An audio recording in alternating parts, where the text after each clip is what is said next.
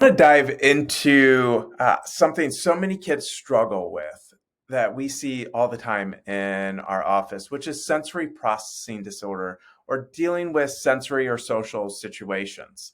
That really just breaks my heart because I have three kids of my own, and when I see them maybe struggle in some of those situations, I always just want to help, right, as parents. And so let's dig into the neurological reasons young kids get uncomfortable with their environment and how to help. Now, there's this amazing study that I'm going to reference that you see on the screen here that deals with human brain development, specifically in kids. It's a Harvard study that digs into when development happens in kiddos. Now, oftentimes when we think about sensory struggles in kids, we may think it starts around age of 2 or 3 years old. When they're so little, they're not doing much, or you don't really notice it. External symptoms in babies may be a little bit of colic or struggling to go to the bathroom or not eating, or maybe nursing or not latching well. Now, we actually find that most sensory challenges start earlier. They actually start right around birth and delivery.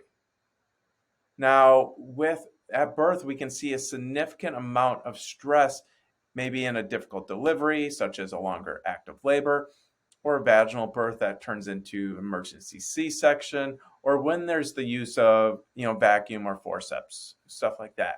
These all cause more physical stress that gets put on the area of the upper neck or neurological system. Now, that's important because that happens right when those sensory pathways, if you look at this chart on the left, you can see that yellow path, how it just shoots right up. It's because it's starting to activate. So that injury or that trauma in that region can really impact that sensory system. And a lot of times as parents, we don't see that until much later in life, even though it starts right during the birth process.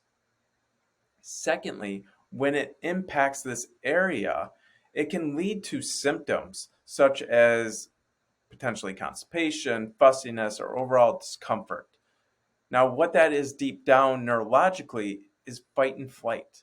Babies are more stressed out and in protection mode from that physical form of stress early on. What happens is persistent stress then wires the brain to do things a bit differently.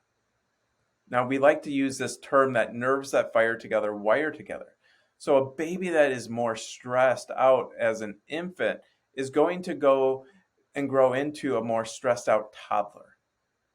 Now, the symptoms of that are much more sensory at that age, behavioral related, than they are with a baby. And you can see that in a baby's neurological signaling. If you look at a normal signal on the right here, it's more very branchy, open, creative. There's a lot more different pathways. Now, if you have a sensory child at home, you know a lot of times if you say no or make them do something, it's either a yes or a no, right? There's not really a lot of options. That's similar to the neurology that is really going on through their body, where their brain doesn't make a lot of those neural connections. And it stays on this one-way street because it wants to stay in that protection mode. Now, this is where what is happening for kiddos that may struggle with loud noises, tasting foods, being uncomfortable with how their jeans fit or feel, or even collars annoying them, right? Now, they may have troubles in social situations as well. And this is all because of what's going on in the brain.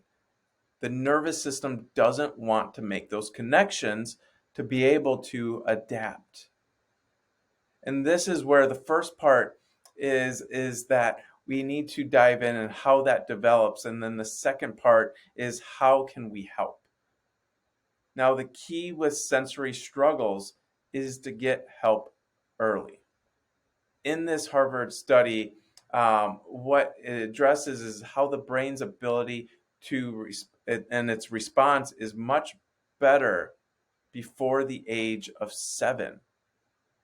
And that's really because of one word, and that word is neuroplasticity. When you're younger than 7, our bodies actually have this chance to grow, change, and really work through things quickly to change those pathways. After 7, what it's finding is it can happen. We can still change, but there's this and there's still this ability to change, but it just takes longer because the body starts to get stuck in its old ways. Like this old saying, old dogs can't learn new tricks. Now, when you get into your mid 40s, your mid 30s, 40s, 50s, there's a lot of things that aren't changing in routine. But the beautiful thing is when you're younger, it's easier to do that. Now, that's why we like to help kids at such a young age, right when they start to struggle with this. Now, if you start to notice those symptoms at 2, 3, 4 years of age, we want to talk with you and set up a consultation with you. Now, some kiddos, everyone's sensory struggles, every kid's sensory struggles are a little bit unique, right? Some kiddos are more seeking, some are more sensitive to everything in their environment and want to really just pull back. We want to help you with whatever your situation is because we know that this is not something that's just external. It's a deep struggle within that nervous system. And we'll start with how to help. And we can look at when the stress started and how it has persisted within the body and how to get after it sooner rather than later. We want to help your child grow and be more comfortable just overall.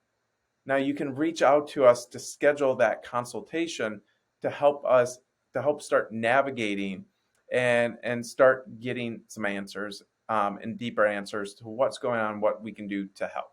So look forward to hearing from you, and hopefully this helped. Keep following us on social media as we just keep on posting more content out there to help you and your family.